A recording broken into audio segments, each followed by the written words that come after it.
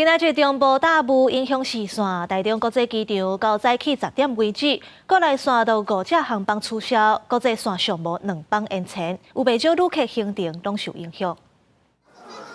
机场大厅挤甲满满，你家只使看手机来消无时间，就连行李嘛无法度托运，受到拢无影响。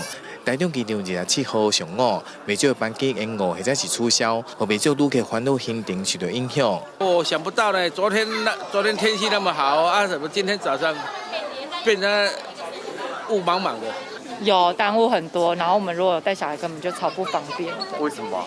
因为小孩没办法等那么久啊。有旅客表示，原本规划要出国，已经提早2-3点钟来到机场，不过班机煞延误，上尾等待过头了后，才有可能起飞。只是国内线嘛是有不少的旅客，因为班机取消，只使临时改行程，或者是等待下晡的补位。台中机场一直到上午10点，国内线5班取消，国际线是有2班以上的延误。当时会使恢复起降，是要看中昼过了后的天候状况。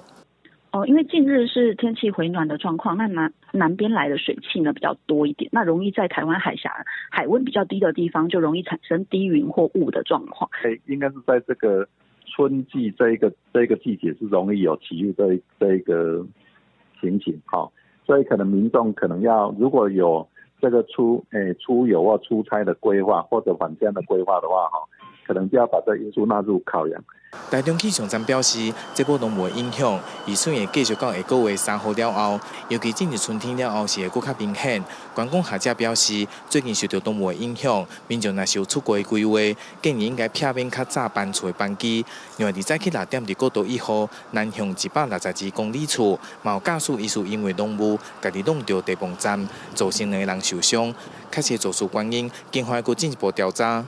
公视新闻台中报道。